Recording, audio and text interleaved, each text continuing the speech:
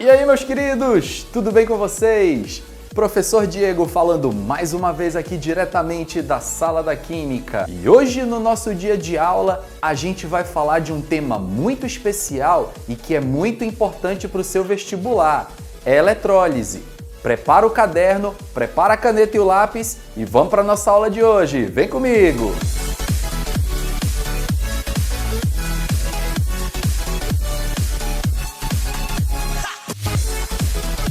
Bom, meus queridos, para vocês terem um melhor aproveitamento da aula de eletrólise, é muito importante que você já tenha tido uma base sobre pilhas. Vou deixar aqui os 2 vídeos que eu já gravei no canal a respeito de pilhas. Assiste essa aula, aprende um pouquinho sobre pilha, caso você ainda não tenha visto essa aula, aí você volta na sequência para esse vídeo que o teu aproveitamento vai ser bem melhor, tá ok? Vamos lá começar a nossa aulinha de hoje. Antes, alguns detalhes importantes. A aula de química, ela fica melhor aproveitada se realmente você pegar um papelzinho, uma caneta, procurar anotar os esquemas. Eletrólise, vou te dar uma dica bem legal, você aprende muito fazendo os desenhos. Então, os desenhos que eu vou fazer, os esquemas e as definições, você vai conseguir aproveitar melhor se você tiver um caderno aí do seu lado, for acompanhando a linha de raciocínio junto comigo, vai escrevendo, pausa o vídeo, desenha, volta se for necessário, tenta desenvolver, porque eu garanto para você que seu aproveitamento vai ser melhor. Já pegou o papelzinho e a caneta? Lápis? Borracha? Não? Vou esperar. Já? Papel, caneta, lápis, borracha? Vamos lá então começar, pessoal. Primeiramente, eu quero te passar o que é eletrólise. Eletrólise, conceitualmente falando, é um processo não espontâneo, ou seja, o ΔE é negativo e esse ΔE negativo justamente significa que as reações que ocorrem na eletrólise, elas não são espontâneas. Então, eletrólise é um processo não espontâneo em que a passagem de corrente elétrica por um sistema iônico produz reações químicas. Vamos fazer um comparativo com as pilhas, meus queridos? Vocês lembram que as pilhas, as reações que acontecem nelas, são reações espontâneas. Elas têm um ΔE positivo. E nas pilhas, as reações químicas produzem corrente elétrica. Na eletrólise é justamente o oposto. Como as reações elas não são espontâneas, é a corrente elétrica que vai acabar produzindo as reações químicas. A eletrólise ela é dividida basicamente em 2 tipos. Existe a eletrólise ígnea e existe a eletrólise aquosa. Como nós vamos dividir a nossa aula de hoje em 2 grandes partes, nós vamos começar o nosso estudo pela eletrólise ígnea. Anota aí a definição. Eletrólise ígnea é a passagem de corrente elétrica por um eletrólito que se encontra derretido, ou seja, fundido ou no estado líquido. Detalhe importante, a eletrólise ígnea, meus queridos, ela deve ser isenta de água. E é justamente esse detalhe que vai diferenciar a eletrólise ígnea da eletrólise aquosa. Quando a gente fala de eletrólise ígnea, o primeiro exemplo clássico que normalmente as provas de vestibulares mais tradicionais acabam cobrando é a eletrólise ígnea do cloreto de sódio. Então a gente vai começar desenvolvendo exatamente esse exemplo. E esse apertamento também desejo. Para nós fazermos uma eletrólise, primeiro detalhe é que, se ela é um processo não espontâneo, nós precisamos de uma fonte externa de energia. Essa fonte externa de energia pode ser uma pilha, uma bateria ou um gerador, por exemplo, tá ok? Eu vou representar aqui a nossa fonte externa de energia através de uma pilha. Então, estou usando o desenho de uma pilha como se fosse a nossa fonte externa de energia, tá ok? Dentro desse recipiente, pessoal, a gente tem um eletrólito derretido. Lembra que na eletrólise ígnea nós precisamos ter o eletrólito no estado líquido. No caso do cloreto de sódio, a temperatura de fusão dele é pouco mais de 800 graus, então a temperatura relativamente alta. Nós devemos aquecer o cloreto de sódio até ele chegar na temperatura de fusão dele e quando ele derreter, a gente passa ele para dentro desse recipiente, mantendo aquecido, logicamente, para ele continuar no estado líquido, A nossa fonte de energia, ela vai ser conectada a dois eletrodos, que são essas duas barrinhas que vocês estão vendo aqui no meu desenho. Na eletrólise, existem basicamente dois tipos de eletrodos. Existem os eletrodos inertes e os eletrodos ativos. Os eletrodos ativos, meus queridos, são eletrodos que participam da reação. Os eletrodos inertes são os eletrodos que não participam da reação. Com relação aos eletrodos inertes, normalmente se usa grafite ou platina. Platina, pelo fato dela ser um metal nobre, portanto ela tem uma reatividade muito baixa e é uma excelente condutora de corrente elétrica, ou você pode utilizar o grafite, que o grafite também é um material que tem uma baixa reatividade e é um excelente condutor de corrente elétrica. Então, nesse tipo de eletrólise, a função do eletrodo é servir como um veículo de elétrons da fonte de energia para a solução ou da solução para a fonte de energia. Então, basicamente, ele funciona como um transmissor de elétrons, não participando diretamente da reação. Vamos imaginar, então, meus queridos, que aqui dentro desse recipiente eu tenha cloreto de sódio, NaCl, no estado líquido, NaCl fundido. Nós sabemos que quando nós derretemos um composto iônico, ele se separa nos seus íons constituintes. Então acaba que acontece algo muito similar ao que aconteceria se eu jogasse ele na água. Os íons se separam. Vamos equacionar o derretimento do cloreto de sódio quando nós o submetemos a um aquecimento. O cloreto de sódio, que é o NaCl sólido, quando nós aplicamos calor nele, lembrando que o triângulo em cima da seta reacional significa aquecimento, então nós vamos aquecer o cloreto de sódio até ele derreter completamente. Os íons vão se separar, Na+ líquido e Cl- líquido. Nós representamos os íons no estado líquido porque o eletrólito se encontra no estado líquido. Então, quando você derrete o composto iônico, nós dizemos que os íons se encontram no estado líquido. Vamos representar agora isso que nós fizemos na equação no nosso desenho, no desenho do recipiente. Como nós temos NaCl derretido, é como se eu tivesse aqui os íons Na+ e os íons Cl-. Para a gente entender direitinho o que acontece na eletrólise, vamos começar a nossa explicação a partir da nossa fonte de energia. No caso aqui, eu estou simulando a utilização de uma pilha ou de uma bateria.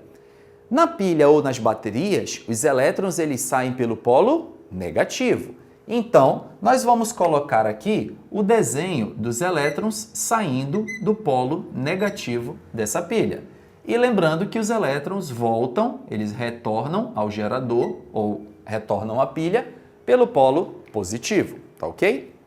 Bom, meus queridos, como os elétrons eles saem do polo negativo, eles vão percorrer o fio e vão chegar aqui na nossa barrinha de grafite.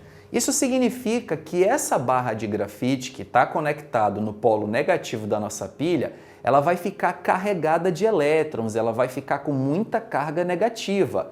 E aí eu vou perguntar de vocês, essa carga negativa, o excesso de carga negativa aqui, pessoal, nesse eletrodo, você acha que vai atrair o cátion, que é positivo, ou o ânion, que é negativo?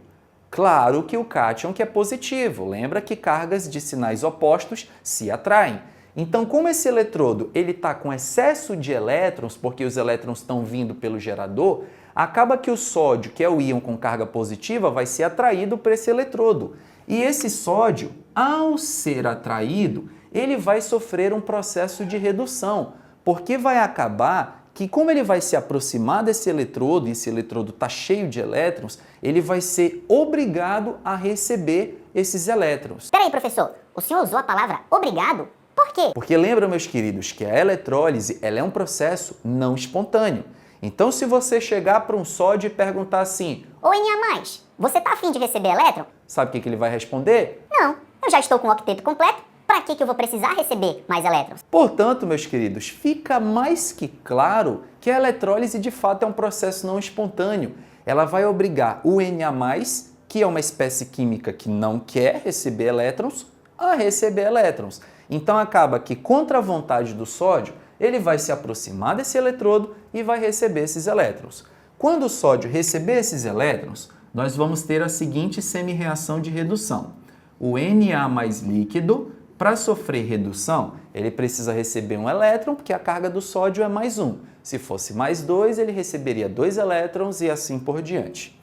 Quando o Na+, recebe um elétron, ele vai sofrer uma semi-reação de redução e vai acabar virando sódio metálico. E esse sódio metálico aqui, pessoal, ele vai ficar agarrado na barrinha de grafite. Então, à medida que essa reação vai acontecendo, vocês vão observar que esse eletrodo aqui, ele vai ficar cheio de pedacinhos de sódio metálico. Porque à medida que o Na+, que está no líquido, ele vem para esse eletrodo para receber os elétrons, ele vai recebendo os elétrons, vai virando sódio metálico. Então, com o passar do tempo, ó, vai acontecer isso aqui que vocês estão vendo eu desenhar. Esse eletrodo vai ficar cheio de pedacinhos de sódio metálico. E aí, quando a eletrólise acaba, essa barrinha de grafite ela vai estar incrustada de sódio ao redor dela. Lembrando que o fato da barra estar incrustada de sódio não significa que o eletrodo tenha participado da reação. Então, a função da barra de grafite é basicamente servir como um meio para transferir elétrons para o sódio e quando o sódio reduz, ele adere na superfície da barra. Mas quando a eletrólise acaba, se você raspar essa barra de grafite, ela vai estar novinha e pronta para outra. Aqui do lado direito, meus queridos, da nossa cuba eletrolítica, vai acontecer o processo inverso, o processo de oxidação. Porque lembra que o polo positivo da pilha, ele é um polo sugador de elétrons. Então ele vai precisar de alguma espécie química que doe elétrons para esses elétrons irem para o polo positivo da nossa pilha ou gerador. Lembrando que só pode doar elétrons aquela espécie que teoricamente tem elétrons em excesso. Como a carga do cloro é negativa, essa carga negativa dá a entender que esse cloro teria um excesso de elétrons. Então, mesmo contra a vontade do cloro em perder elétrons, ele vai ser atraído para esse eletrodo e vai acabar perdendo os seus elétrons. Portanto, uma regra muito importante da eletrólise, pessoal, é que nesse processo eletrolítico, os cátions que são positivos, eles têm deficiência de elétrons, na eletrólise eles vão tender a receber elétrons. E os ânions que têm carga negativa, então teoricamente eles têm excesso de elétrons, eles vão nas eletrólises perder esses elétrons. O cloro, pessoal, nós devemos tomar um certo cuidado, porque o cloro, para ele sofrer oxidação, ele não pode virar Cl. A substância simples que tem cloro é o Cl2. Lembra que o cloro, na sua forma molecular com NOx igual a 0, ele é uma molécula diatômica. Então isso significa que o Cl- ele só pode perder elétrons se for em dupla. E o porquê disso? Porque quando você juntar dois íons Cl-, você vai produzir o gás cloro, que é a substância neutra que tem o cloro, mais a liberação de 2 elétrons. Então, para nós produzirmos o Cl2, é necessário que a gente junte 2 Cl-. Então, é como se aqui no meio eu pegasse 2 íons Cl-, que estão no meio líquido. Esses 2 íons Cl- vão se aproximar da barra de grafite. Cada um deles vai deixar um elétron, então esses 2 elétrons vão ser enviados para o polo positivo do gerador e quando cada cloro perder um elétron, eles vão se juntar e quando os dois se juntam, eles produzem o Cl2, que é um gás. Opa! Se eu estou formando aqui um gás, então eu vou notar que do lado direito aqui do meu processo eletrolítico vai haver a formação de bolhas. Então aqui do lado direito eu vou notar que vai começar a sair umas bolhas aqui desse líquido. E essas bolhas, meus queridos, nada mais é do que a liberação de gás cloro. Como a espécie química ela se encontra no estado gasoso, ela não vai voltar nem para o líquido, muito menos ficar aderido à barra. Ela vai simplesmente embora. Agora que nós escrevemos a semi-reação de redução e a semi-reação de oxidação, nós vamos dar a equação global. Para a gente dar a equação global, a gente precisa somar essas duas semi-reações, a de redução e a de oxidação. Mas lembro que para nós somarmos as semi-reações, a quantidade de elétrons de um lado e do outro, elas precisam ser iguais. como na equação de redução do sódio só tem um elétron, eu vou multiplicar toda essa equação por 2 para a gente igualar a quantidade de elétrons. Lembrando que na eletrólise, a quantidade de elétrons doados e recebidos tem que ser igual. Então, multiplicando essa equação do sódio por 2, vai ficar 2Na mais 2 elétrons, produzindo 2Na sólido. Agora que os elétrons já estão iguais de um lado e do outro, eu vou cancelar. Cancelando 2 elétrons à esquerda com 2 elétrons à direita, nós vamos passar a régua e vamos somar essas duas equações. Ficou meio torta essa régua, né?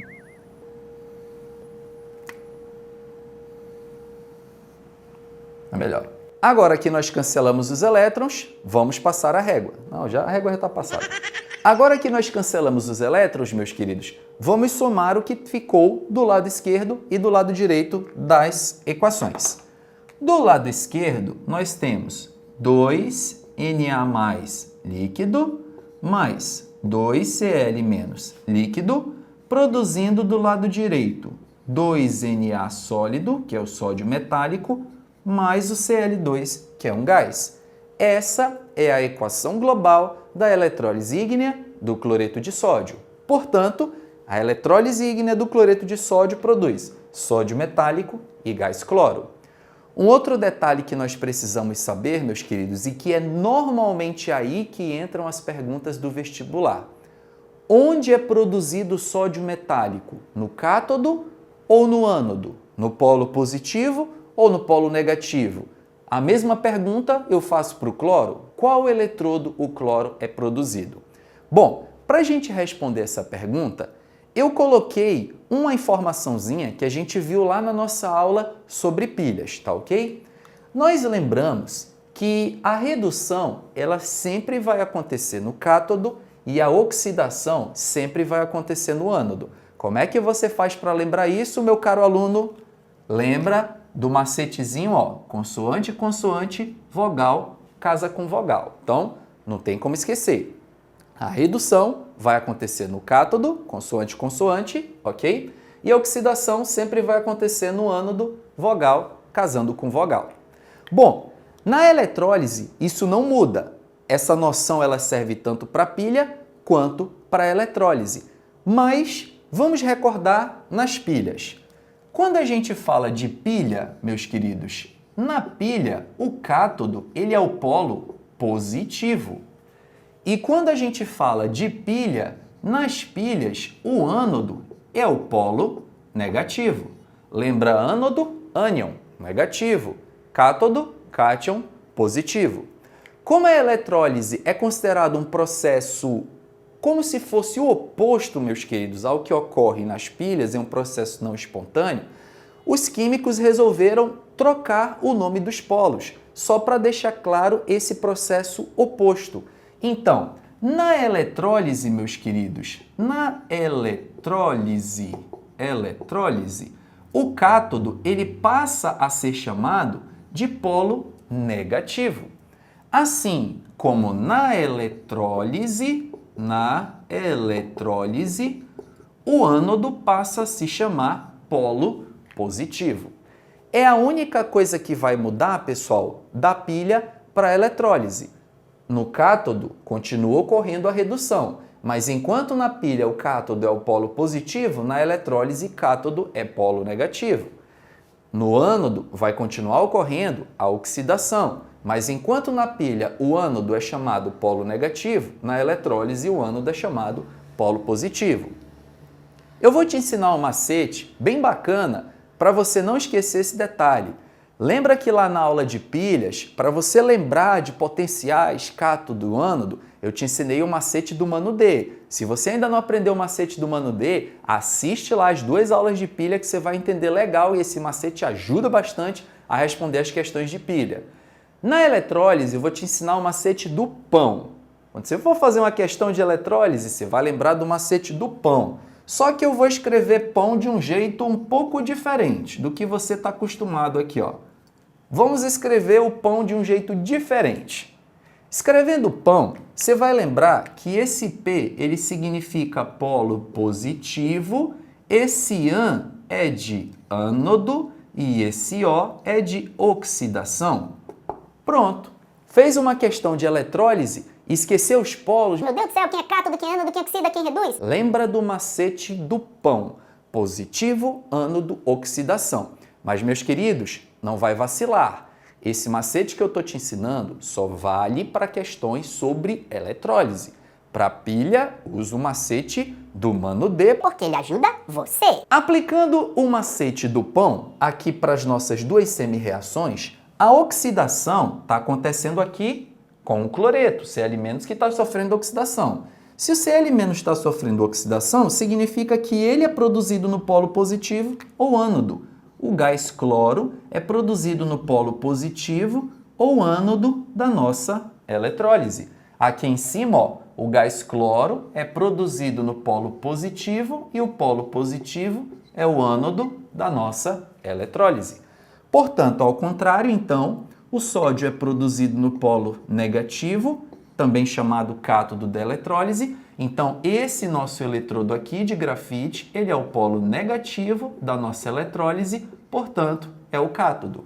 E assim, nós finalizamos esse primeiro exemplo de eletrólise ígnea dando um passeio geral. A eletrólise ígnea do cloreto de sódio produz sódio metálico e gás cloro.